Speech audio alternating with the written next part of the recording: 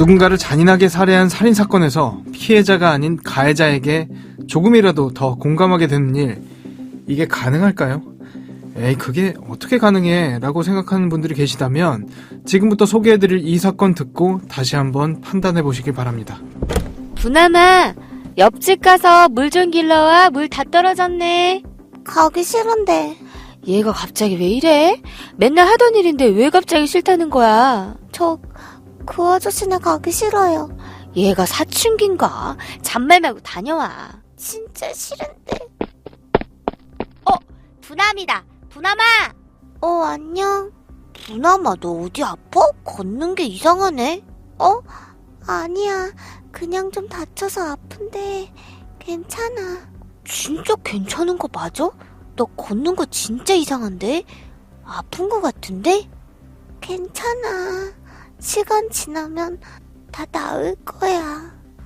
1970년, 지금으로부터 무려 54년 전이었습니다. 김부남 씨는 당시 9살의 아주 어린 소녀였죠. 평소 밝고 명랑했다던 부남 씨. 하지만 어느 날부턴가 부남 씨가 변하기 시작했습니다. 늘 우울해 보였고 어딘가 모르게 불안해 보였죠. 그렇게 21년이라는 세월이 속절없이 흘렀습니다. 조용히들 하세요. 피고, 할 말 있습니까? 나는 사람이 아닌 짐승을 죽였습니다. 네? 뭐라고요, 피고? 다시 한번 말씀해 주시겠습니까? 나는 사람이 아닌 짐승을 죽인 겁니다. 1991년 8월, 부남 씨는 한 남성을 흉기로 무참히 살해한 혐의로 재판에 넘겨졌습니다. 그리고 재판장에서 사람이 아닌 짐승을 죽였다는 말을 남겼는데요. 도대체 부남 씨에게 무슨 일이 있었던 걸까요? 오늘 사건 엑스파일에서 이 사건 자세히 살펴보겠습니다.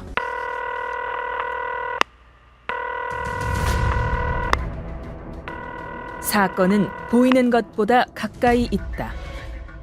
이원화 변호사의 사건 엑스파일. 안녕하세요. 이원화 변호사의 사건 엑스파일 이원화입니다. 오늘도 로엘 법무법인 임흥준 변호사와 함께합니다. 변호사님 어서 오세요. 안녕하십니까. 로엘 법무법인의 임흥준 변호사입니다.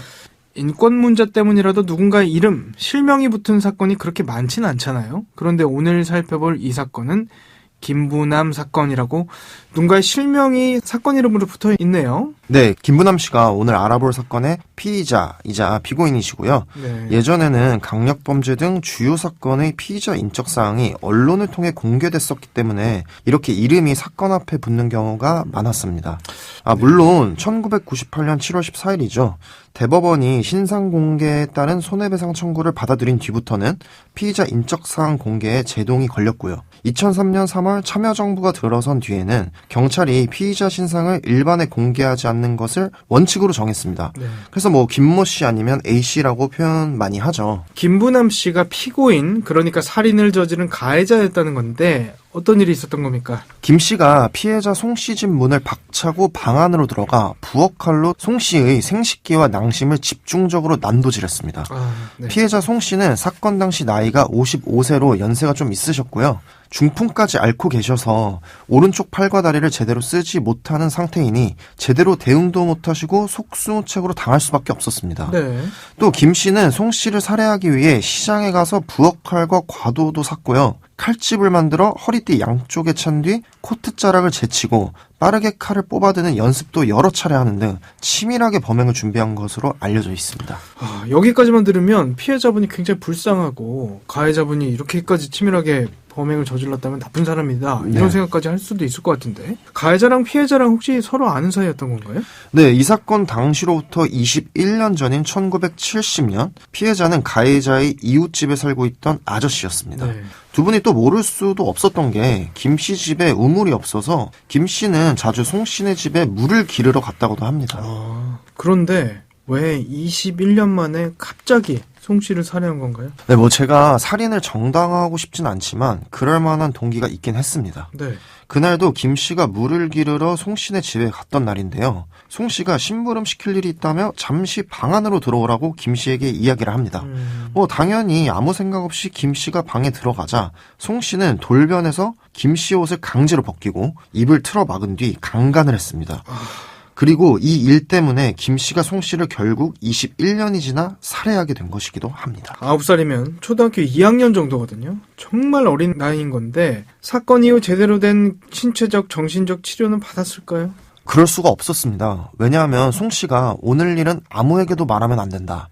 말하면 너도 죽고 네 부모와 오빠도 다 죽는다 라고 김 씨에게 위협했기 때문입니다. 협박까지 했네요. 네. 그래서 김 씨는 아래의 상처에서 계속 피가 나고 참을 수 없을 정도로 아파도 자신과 가족에게 나쁜 일이 생길까봐 절대 아무 말도 할 수가 없었습니다. 심지어 제대로 걷지도 못하는 모습을 보고 걱정하는 가족과 이웃, 학교 선생님에게는 그냥 좀 다쳐서 아픈데 괜찮아요 라고 하며 얼버무릴 수밖에 없었습니다.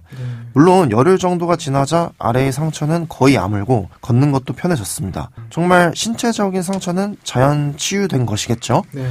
근데 김 씨는 매번 물을 기르러 송신에 가야 했기 때문에 그 정신적 트라우마는 엄청날 수밖에 없었습니다. 그렇죠. 네, 뭐 지나치게 화장실을 자주 찾는다거나 밤에 오줌을 싼다거나 툭하면 멍하니 정신줄을 놓는다거나 하는 그런 이상 행동도 잦아졌고요. 어린아이가 부모님에게도 차마 말하지 못하고 혼자서 얼마나 힘들었을까 싶거든요. 네, 일단 시대가 1970년대입니다. 치료는커녕 말도 어디다 할 수 없는 시대죠. 결국 김 씨가 그렇게 스스로 상처를 감내하면서 성인이 되었어야 합니다. 김 씨는 20살이 되자 고향집으로 돌아와 결혼을 하게 되는데 이때부터 문제가 생깁니다. 네. 김 씨는 남들처럼 평범한 행복을 꿈꿨지만 성폭행 피해가 현재 진행형이었고 남편과 부부관계를 갖기라도 할 시에는 남편이 송 씨처럼 느껴져 관계를 가질 수 없었던 트라우마가 겁니다. 굉장히 심각했네요. 네, 맞습니다. 김 씨가 남편에게 피해 사실을 털어놨는데요. 남편은 이해나 공감을 해주기는커녕 어린 나이에 겪은 일을 왜 아직도 극복하지 못하냐라고 타박할 뿐이었습니다. 심지어 남편이 처갓집에 전화해 이러한 피해 사실을 알리며 결혼을 지속하기 어렵다고 말하기도 했고요. 결국 김 씨가 정신과 진료도 받아가면서 극복해보려고 노력했지만 결혼은 2달 만에 파경에 이르게 됩니다. 네. 이후 김 씨는 또 결혼을 하게 되는데요. 두 네. 번째 남편과는 부부관계를 정상적으로 갖는가 싶다가도 역시나 비슷한 문제가 반복되어 혼인관계가 유지되기 어려웠습니다. 네. 결국 김 씨는 어떤 평범한 행복을 찾기 위해 고민하게 됐고 모든 고통의 원인은 1970년 송 씨에게 성폭행을 당한 것 때문이라는 점을 깨닫게 됩니다. 네네네. 자, 너무 안타까운 사건입니다만 감정과는 상관없이 너무 오래전 일이라 공소시효 문제가 걸리거든요. 네, 여기서 첫 번째 법률적 쟁점이 공소시효입니다. 네. 당시에는 아동을 성폭행해도 성인을 성폭행한 것과 같이 처벌했었기 때문에 일반 형법상의 공소시효가 적용됐을 겁니다. 네. 그리고 말씀드렸다시피 21년이 지났으니 공소시효가 완성됐을 수밖에 없고요. 네. 또 두 번째 법률적 쟁점은 친고죄입니다.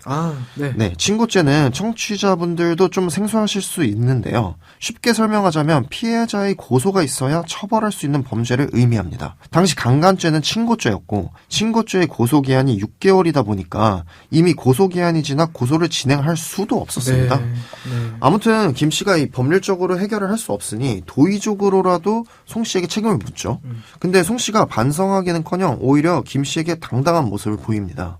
이유는 김 씨의 오빠가 송 씨로부터 40만 원을 합의금조로 지급받았기 때문입니다. 송 씨는 더 이상 자신에게는 21년 전 책임이 없다고 생각했던 것이죠. 결국 김 씨는 극단적인 결심을 할 수밖에 없습니다.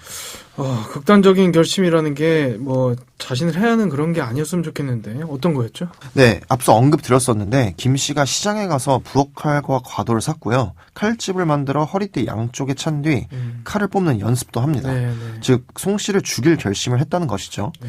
아무튼 김 씨는 송 씨 집으로 찾아가 문 밖에 서서 할 말이 있으니 친정 집으로 오라 라고 요구를 합니다. 네. 근데 송 씨는 이미 40만 원 주고 합의 봐서 다 끝난 일 가지고 왜 또 그러냐라고 하면서 오히려 욕설을 퍼붓습니다. 더 이상 참을 수 없었던 김 씨가 문을 박차고 방 안으로 들어가 코트자락을 제치고 부엌칼을 뽑아 든 뒤에 중풍으로 오른쪽 팔과 다리를 제대로 쓰지 못하는 상태였던 송 씨의 생식기를 향해 칼을 휘둘렀고 송 씨의 처절한 비명이 터져 나왔습니다. 네. 김 씨는 멈추지 않고 찔렀고요. 송 씨가 필사적으로 방어하자 김 씨는 허리춤에서 과도를 꺼내 재차 송 씨의 하복부를 마구 찌릅니다. 비명 소리에 놀라 이웃들이 달려와 김 씨를 말려보려 했지만 쉽지 않았다고 하네요. 네, 그랬을 것 같아요. 자, 경찰이 출동했을 때 도망가려 하지도 않고 흉기를 든 채 멍하니 서 있었다 하더라고요. 네, 뭐 완전히 체념한 것이겠죠. 어떻게 보면 소정의 목적을 달성했으니까요. 네네네.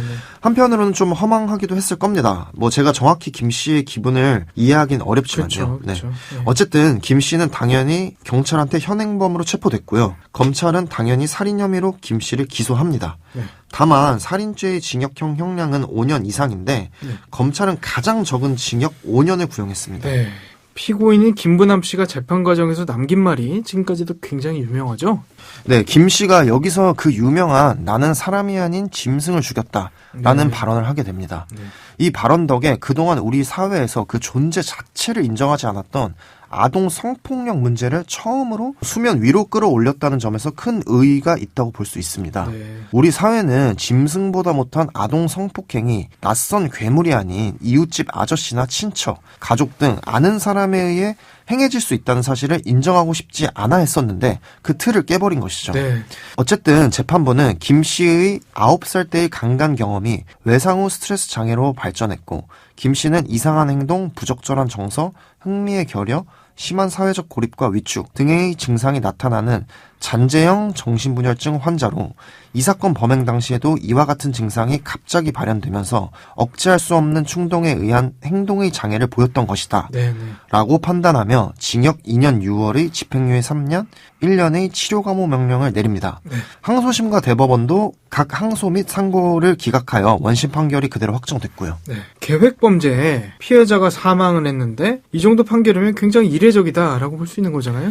네, 일반적으로 계획적인 범죄이고 잔혹한 범행 수법 등이 있다면 특별 양형인자 중 가중 요소로서 살인죄의 피고인이 더 엄하게 다스려질 수밖에 없습니다. 그렇죠. 최소 15년에서 20년 정도. 네, 맞습니다. 예상을 해야 되죠. 네, 근데 재판부는 앞서 말씀드렸듯이 김 씨가 그간 받은 고통 내지 피해를 고려해서 이례적으로 실형을 선고하지 않았습니다.